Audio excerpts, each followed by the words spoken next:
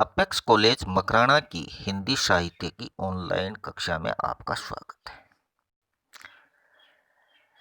कल गतकालांश में हम चर्चा कर रहे थे रामधारी सिंह दिनकर के भाव पक्ष की,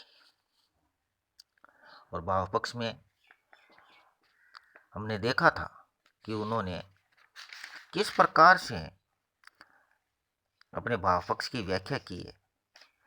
तो उसमें हमने बिंदु लिए थे अनुभूतिगत मार्मिकता, दूसरा लिया था समसामयिक समस्याओं का चिंतन, और तीसरा लिया था मानवतावादी विचारधारा। आज लेते हैं कला पक्ष।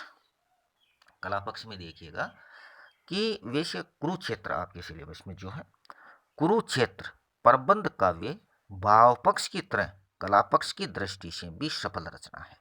यानी कुरुक्षेत्र जो प्रबंध काव्य है वो भाव पक्ष की तरह कला पक्ष की दृष्टि से भी सफल रचना है। इसमें रस, गुण, छंद, अलंकार, भाषा शैली आदि सभी तत्वों का भावों के अनुरूप समावेश किया गया है। यानी कला पक्ष में क्या चीज लेते हैं? रस, गुण, छंद, अलंकार, भाषा शैली। तो इन सभी तत्वों का भावों के अनुरूप क्या है? समावेश किया गया। अब इसको हम इन बिंदुओं के आधार पे कला पक्ष को हम विवेचित करेंगे या इसकी विवेचना करेंगे। तो पहला लेते हैं रस योजना। पहला कौन सा लेते हैं? रस योजना। यानी कुरुक्षेत्र काव्य का प्रारंभ शांत रस से होता है। कुरुक्षेत्र जो काव्य है उसका प्रारंभ है वो शांत रस से होता है। प्रारंभ में युधिष्ठिर के हृदय में युद्धोपरांत हुए विध्वंस को देखकर पश्चाताप तथा आत्मग्लानि दर्शाई गई है। यानी प्रारंभ में क्या दिखाया गया है? युधिष्ठिर के हृदय में युद्धोपरांत जो विध्वंस हुआ उसको देख करके पश्चाताप तथा आत्मग्लानि दिखाई गई है या दर्शाई गई है। पश्चाताप के कारण युधिष्ठिर के हृदय से अनेक कारुणिक उद्गार निकलते हैं। इस प्रसंग में शांत रस के स्थायी भाव निर्वेद की सशक्त अभिव्यक्ति हुई है। यानी पश्चाताप के कारण युधिष्ठिर के हृदय से क्या निकलता है? कारुणिक उद्गार निकलते हैं, और इस कारण से उनमें शांत रस के जो स्थायी भाव है उसकी सशक्त अभिव्यक्ति हुई है। इसके साथ ही भाई बांधवों के लिए आंसू बहाए जाने पर करुण रस की अभिव्यक्ति हो जाती है। दूसरे सर्ग में भीष्म पितामह युधिष्ठिर को कर्म योग का उपदेश देते हैं, जो कि काव्य की समाप्ति तक चलता रहता है। ऐसे प्रसंगों में करुण, शांत और वीर रस का सफल परिपाक हुआ है। अंत में भीष्म के द्वारा उपदेश देने पर भी युधिष्ठिर कर्म क्षेत्र से विमुख प्रतीत होते हैं। इस कारण ये स्पष्ट कहा जा सकता है कि कुरुक्षेत्र में शांत रस की प्रधानता है और करुण तथा वीर रस सहायक रूप में आए हैं। कुछ स्थलों पर विभत्स और श्रृंगार के भी दर्शन होते हैं, परंतु वे नगण्य है। इसमें ओज तथा प्रसाद गुण की भी अधिकता है, यानी माधुर्य गुण के अनुरूप इनके प्रयोग कमी हुए हैं। तो इस प्रकार इनका जो रस विवेचन है वो अनूठा है। दूसरा बिंदु लेते हैं हम छंद विधान, क्योंकि चार ही तो होते हैं ना, रस, छंद, भाषा शैली और अलंकार विधान। तो इस प्रकार अब देखते हैं छंद विधान। यानी दिनकर जी ने कुरुक्षेत्र में विविध छंदों का प्रयोग किया है। इसमें प्रकरणानुसार मात्रिक छंद और अतुकांत मुक्त छंद सफलतापूर्वक प्रयुक्त हुए हैं। मुक्त छंदों में मात्राओं और तुक का ध्यान नहीं रखा गया है, किंतु उनमें गति, लय, नाद सौंदर्य एवं संगीतात्मकता का पूरा निर्वाह हुआ है। संपूर्ण षष्ठ सर्ग अतुकांत मुक्त छंद में ही लिखा गया है। अगर आप देखोगे कि छठा सर्ग, तो ये पूरा का पूरा किसमें लिखा गया है? अतुकांत मुक्त जो छंद है उसमें लिखा गया है। एक उदाहरण इसमें देख सकते हैं आप कि वह मनुज जिसका गगन में जा रहा है यान, कांपते जिसके करों में देख कर परमाणु। तो इस प्रकार न तो इनमें तुक लगी है, देखो अतुकांत है ये। तो दिनकर जी ने कवित्व और सवैया छंदों का भी प्रयोग किया है। इसमें खड़ी बोली का माधुर्य निखराया है, यानी उन्होंने जो कवित्व और सवैया छंदों का प्रयोग किया है उसमें उन्होंने खड़ी बोली का प्रयोग सबसे ज्यादा किया। यानी खड़ी बोली तो आप जानते हैं शुद्ध हिंदी की का ही रूप है। नवीनतम स्वनिर्मित छंदों को भी इसमें समाविष्ट किया गया है। तुकांत मात्रिक छंदों में गति, यति, तुक आदि का सम्यक निर्वाह हुआ है और ये सुगेय बन पड़े। सुगेय मतलब गान्य योग्य, यानी इनको धारा प्रवाह से या तुकबंदी से गाया भी जा सकता है। ये तुकांत जो मात्रिक होते हैं, तो इन छंदों में क्या गति, यति, तुक आदि का सम्यक निर्वाह किया गया है और ये सुगेय है। उदाहरण के तौर पे आप देख सकते हैं कि कुरुक्षेत्र से पूर्व नहीं क्या समर्थ लगा था चलने, प्रति हिंसा का दीप भयानक हृदय हृदय में बलने। यानी इस तरह छंद विधान की दृष्टि से कुरुक्षेत्र है वो एक सुंदर रचना है। तीसरा लेते हैं हम भाषा शैली सौष्ठव। तीसरा बिंदु कौन सा लेते हैं? भाषा शैली सौष्ठव। यानी कुरुक्षेत्र की भाषा सरल और बोधगम्य होते हुए भी साहित्यिक और परिमार्जित है।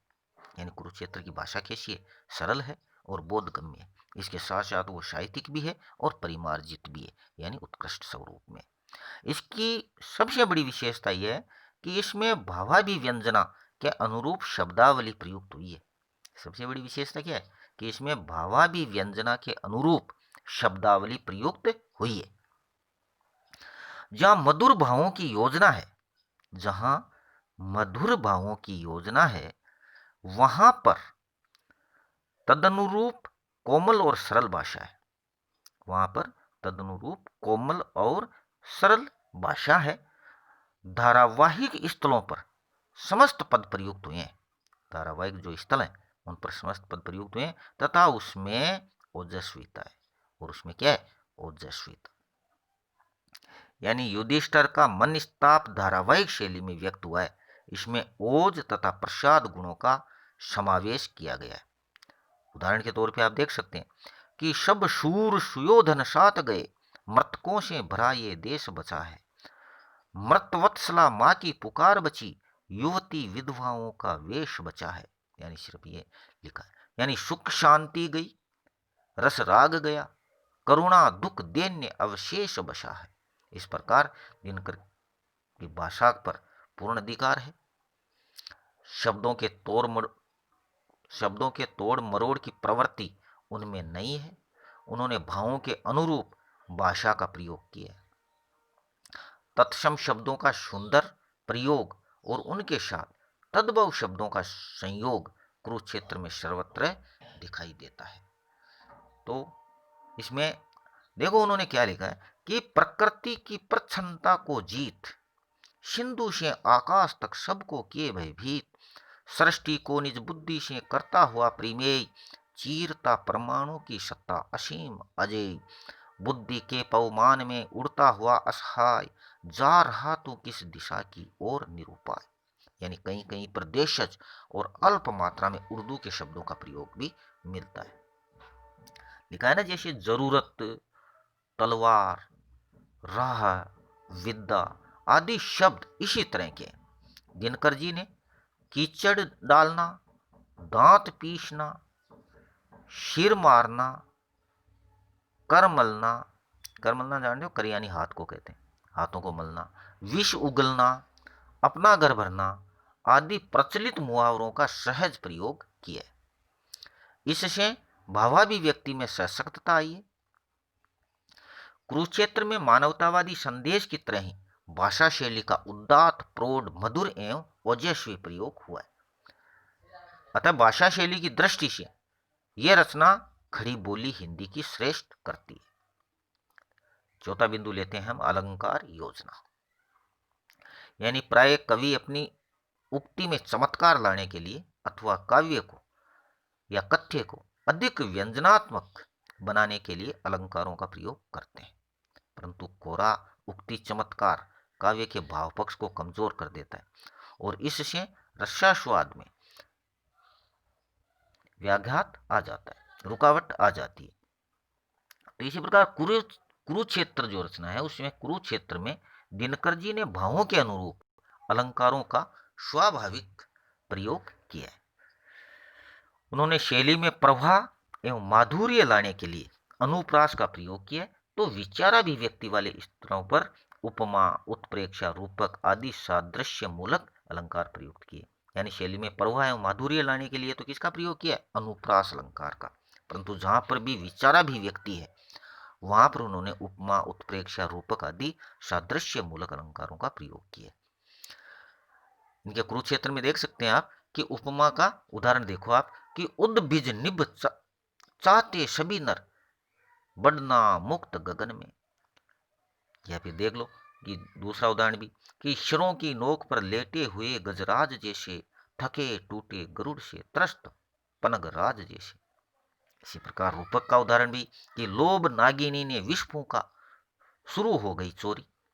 या नर की कीर्ति ध्वजा उस दिन कह गई देश में जड़ से। उत्प्रेक्षा के रूप में भी देखिए भीष्म ने देखा गगन की ओर, मापते मानो युधिष्ठिर के हृदय का छोर। तो ये उत्प्रेक्षा अलंकार का उदाहरण है। इस प्रकार उन्होंने सड़ती हुई विषाक्त गंध से दम घुटता सा जान, दबा नासिका निकल भागता है द्रुत गति पौमान। ये भी एक उत्प्रेक्षा का ही उदाहरण है। प्रत्येक अलंकार का भी लिया है इन्होंने। कहा ना, आनंद सरल वचन मधुमय है, तन पर शुभ्र वसन है, बचो युधिष्ठिर इस नागिन से, विष से भरा दशन है। तो इस प्रकार उन्होंने पुनरुक्ति, प्रकाश, परिकर, संदेह, दृष्टांत, स्वभोक्ति, समाशोक्ति, काव्यलिंग, विरोधाभास आदि अलंकारों का कुरुक्षेत्र में स्वाभाविक प्रयोग किया है। कवि ने अलंकार योजना के लिए सयास प्रयास नहीं किया, अपितु अलंकार स्वतः प्रसंगानुकूल समाविष्ट दिखाई देते हैं। फिर है मानवीकरण, यानी काव्य वर्णों में मानवीकरण की परंपरा प्रारंभिक काल से दिखाई देती है। छायावादी काव्य में यह प्रवृत्ति अधिक मिलती है, यानी प्रगतिवादी साहित्य में मानवीकरण की प्रवृत्ति संतुलित है। दिनकर जी ने भी कई स्थलों पर मानवीकरण की प्रवृत्ति अपनाई है। जैसे कहा ना, ओ कुरुक्षेत्र की सर्वग्रासिनी व्याली, मुख पर से ले पहुंच रुधिर की लाली। इसी प्रकार उन्होंने कहा कि रणभूमि से वह देखता है सत्य को रोता हुआ। तो सत्य रोता हुआ दिखाई थोड़ी देता है, परंतु इसको ऐसा मान लिया जैसे वो कोई मानव हो, तो यह मानवीकरण हो गया। यहाँ प्रथम पंक्ति में कुरुक्षेत्र की युद्ध भूमि को क्या बताया? सांपिनी। और दूसरे उदाहरण में सत्य को रोते हुए चित्रित किया गया। एक अन्य उदाहरण भी देख सकते हैं कि यह पालिका मृगव्य जीव की अटवी सघन निराली। इसमें अटवी को माता की तरह पालिका बताया गया। इससे धरती पर मानवीय व्यापारों का आरोप हुआ है। इसी प्रकार विजय का मानवीकरण कर उसके विकृत रूप का चित्रण किया है। उन्होंने लिखा है ना, और ये विजय रुधिर से क्लीन वसन है तेरा, यम दृष्टा से क्या भिन्न दशन है तेरा। इस प्रकार उन्होंने मानवीकरण का प्रयोग भी विशेष तौर से किया। यानी हम कह सकते हैं यह चीज कि दिनकर जी ने कुरुक्षेत्र काव्य में भाव पक्ष और कला पक्ष का सुंदर समन्वय किया है। इसमें भाव पक्ष मानवतावाद एवं समसामयिक समस्याओं के समाधानात्मक चिंतन की सशक्त अभिव्यक्ति करने में सक्षम है, तो कला पक्ष तदनुरूप ओजस्वीता, प्रौढ़ता, प्रांजलता एवं शैली विधान से परिपूर्ण है।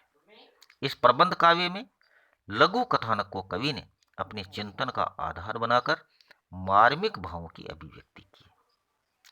इसमें गीता की तरह ही कर्म योग का संदेश दिया गया है। इन सब विशेषताओं के कारण यह आधुनिक काव्यों में महत्वपूर्ण प्रबंध काव्य माना जाता है। यानी युग चेतना की ऐसी अभिव्यक्ति अन्यत्र दुर्लभ है। तो इस प्रकार उनका भाव पक्ष और कला पक्ष दोनों ही उत्कृष्ट है। दोनों ही क्या है? उत्कृष्ट है। तो इस प्रकार आज के कालांश में हम सिर्फ इतनी ही चर्चा कर पाएंगे। अगले कालांश में फिर लेंगे हम इस कुरुक्षेत्र की मूल संवेदना एवं प्रतिपाद्य पर चर्चा अगले कालांश में हम करेंगे। तब तक के लिए धन्यवाद।